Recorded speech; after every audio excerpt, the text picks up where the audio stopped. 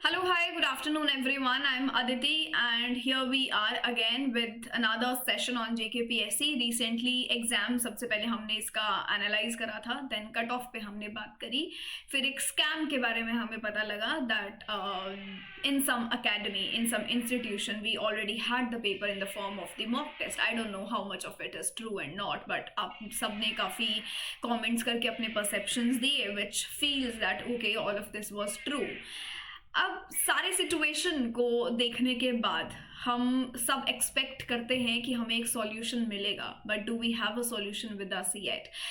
Time and again I scroll, I look up for a certain notification कि English से related कोई notification हमें मिलेगा, may be some justice would be done, at least एक statement release होगा कि चलो अकेडमी से ये नहीं हुआ है या कुछ भी, एटलीस्ट समथिंग, एक सर्टेन सॉर्ट ऑफ अकाउंटेबिलिटी और एक्सेप्टेंस मुझे ऐसा लगता है कि शायद होनी चाहिए, सो दैट जितने लोग इतने टाइम से तैयारी कर रहे थे उनके साथ कोई भी प्रकार का डिस्क्रिमिनेशन ना हो, एटलीस्ट एक फेयर सेंस ऑफ क्लैरिटी तो मिल ही जाए.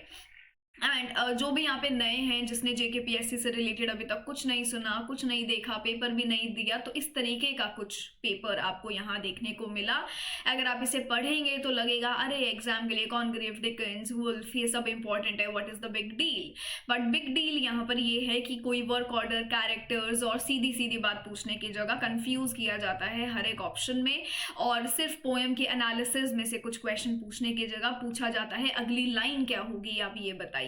सो is the literature suppose to be of a cramming और अ रट्टा मोड की, जहां पे हर एक लाइन हम हर एक पोएट के वर्क की याद करेंगे. कल को आपने आज डॉन जुआ से पूछा, कल यूजीसी नेट के एग्जाम में अगर डिकिंसन की कोई पोएम आ जाती है तो आप तो फिर सारे पोएम्स को क्रैम ही करेंगे. So is it a fair criteria? चलो क्राइटेरिया भी साइड में रखते हैं. बहुत सारे स्टूडेंट्स ने इस पेपर को एक नाम दिया है और वो नाम है AI generated paper. So I don't no आप में से कितनों को ऐसा लगता है कि ये पेपर AI जनरेटेड है, but I would of course not deny the fact.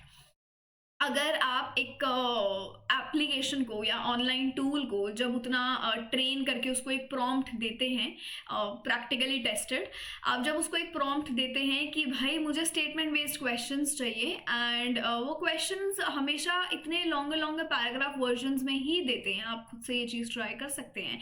And may be अगर उसमें AI जनरेशन का हाथ भी नहीं है, then at least it was not a fair paper that could be done in 2 hours. पहले मुझे लगा था कि टाइम लिमिट या 3 घंटे का है, and then my eyes were open and I was totally again shocked, जहां मुझे पता लगा कि ये पूरा पेपर आपको 2 घंटे में करना था, which is next to impossible. अगर आप ये पेपर घर में बैठ के भी करेंगे तो भी आप इसे 2 घंटे में सॉल्व तो बिल्कुल नहीं कर पाएंगे, स्पेशली जब हर एक ऑप्शन ही कंफ्यूजिंग लगेगा. एंड इतने लाइन बाय लाइन स्टेटमेंट्स को पढ़ने के लिए you need number of time, you need a bit of time for your self, और 2 घंटे वहां पे बहुत कम थे क्वेश्चन को करने में. फिर मैंने एक सेशन लिया कट ऑफ बेसिस पे, जहाँ पे आप सबने मुझे अपना अपना स्कोर बताया, एंड जितना मुझे स्कोर देख के समझ आया, everybody is going with this 40-30 वाला स्कोर के बीच में. बट उससे पहले जब मुझे बहुत लोगों ने बोला, या मैंने जिसके भी रिव्यूज सुने या कमेंट सेक्शंस जब पढ़े, तो वहां पे लोग 60 भी स्कोर कर रहे हैं, 65 भी स्कोर कर रहे हैं. So that was a certain dilemma for me, that how is it even possible कि एक फेयर शेयर ऑफ स्ट्रेंथ है जो 30-40s में है, फिर एक शेयर ऑफ स्ट्रेंथ है जो या तो 60s और 70s तक पहुंच गए हैं. ये भी मेरे लिए सरप्राइजिंग. आई थिंक इस पेपर में काफ़ी लूप होल्स रहे हैं, बट अगर आज के टाइम से में आप देखोगे तो हर पेपर में कोई ना कोई लूप होल रहता है. But this is a drastic situation. जब आप कोई पेपर कंडक्ट करते हैं बहुत सालों के बाद, एटलीस्ट यू एक्सपेक्ट, और आपकी वो जो ड्रीम्स हैं वो उभर कर आ जाते हैं कि this is the time, this is my time and to take up this job and to clear up this exam. तो वो काफ़ी सारी चीज़ें वेन में चली जाती हैं. So my question is either, so we have 2 situations with us. जो हो गया, to let it go. Either we do that or we take a prime responsibility to raise our voice and maybe to use this platform that we have in today's times, जहाँ पे अपनी आवाज़ हम रख पा रहे हैं. और शायद मेरी कोशिश ये रहती है कि जो आप सबकी क्यूमुलेटिवली एक आवाज़ है उसको मैं अपनी आवाज़ के थ्रू थोड़ा सा कुछ लोगों तक पहुँचा दूँ, ताकि even if it helps in some way और द अदर तो हम उसमें कुछ कर पाएँ. आई थिंक लिटरेचर हमें इतना ज़रूर सिखाता है कि आप एक जो सिचुएशन हो गया है उसको एक्सेप्ट करके कोने में बैठ जाएँ, उसमें कृप करते रहें, या फिर एटलीस्ट आप उसपे अपनी आवाज़ का यूज़ कर रहे हैं, अपने वोकल्स को इस्तेमाल कर रहे हैं, you have been there as a voice, so I think I would always choose the latter. But मुझे नहीं पता आप लोग क्या सोच रहे हैं, क्या नहीं, बट अगर अगर ये इस तरीके का पेपर था, then I think it is very very highly disappointing, and we weren't supposed to deal with this kind of the paper, और मे बी ये डेलिबरेटली किया गया था, वी वुड नेवर नो, हमें इन फैक्ट्स के बारे में कभी पता नहीं लगेगा। बट आई थिंक हम जिस बात पे चर्चा कर सकते हैं वो ये है कि अब क्या होना चाहिए, और मुझे सिर्फ एक ही लाइन दिख रही है कि अब सिर्फ और सिर्फ एक री एग्जाम होना चाहिए if required, end of course it is definitely required. इस तरीके का पेपर पैटर्न ना हमने कभी देखा है, ना हमने ऐसा कभी शिफ्ट देखा है।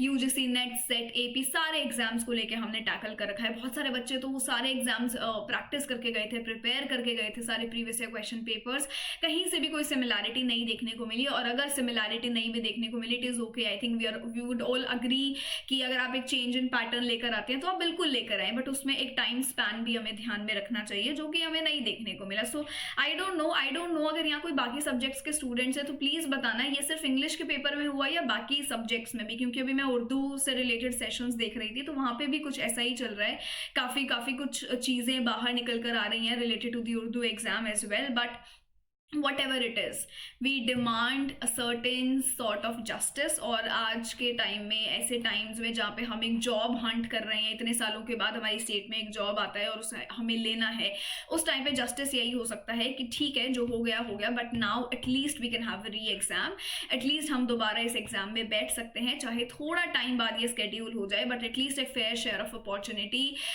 With in an equal scenario हमें मिलना चाहिए। एंड आई डोंट नो आप में से कौन कौन मेरा सपोर्ट करेंगे या कौन कौन इस बारे में अग्री करेंगे, but do let me know in the comment section. कहीं ऐसा ना हो कि इस बात पे सिर्फ मैं अकेली ही कायम हूँ, because in the previous sessions you all talked about that we should have another exam, because this is not valid and this is not how it should work. इतनी मेहनत, इतना काम करने के बाद, डिटेल्ड सिलेबस पढ़ने के बाद, this is not what we expect.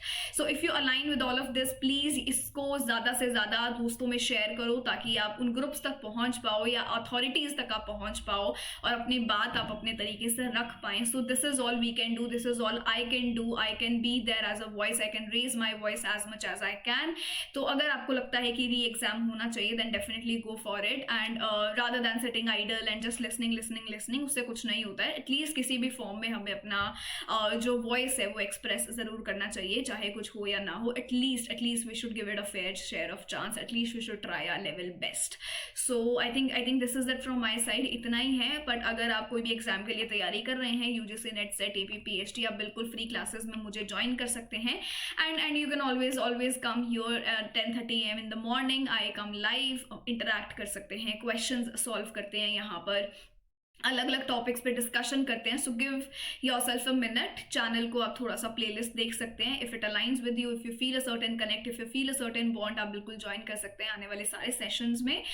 कोई भी एग्जाम अगर आप टारगेट कर रहे हैं, एटलीस्ट हम इतना कोशिश करते हैं कि हमारी तरफ से हम बेस्ट जाएं। We don't know what happens at the other end, तो हमारी तरफ से बेस्ट जाने के लिए बहुत आपके लिए यहाँ पे काम किया जाता है। फ्री रिसोर्सेज आपको प्रोवाइड किए जाते हैं in terms of questions, in terms of content, interactive PPT, slides, तो आप इन सब के लिए ज्वाइन कर सकते हो। So thank you so much. Session अच्छा लगा है तो उसमें प्लीज थोड़ा सा इंटरैक्ट करना, अच्छा in the sense if you align with this, if you feel that okay we have been talking about something which is right और something which is to be done, तो प्लीज आप थोड़ा उस पर अग्री करके अपने परसेप्शंस, अपने opinions, अपने पर्सपेक्टिव्स यहाँ पे जरूर एक्सप्रेस कर सकते हैं। And this is it from my side, thank you so much, take care of yourselves, will see you with yet another update very soon.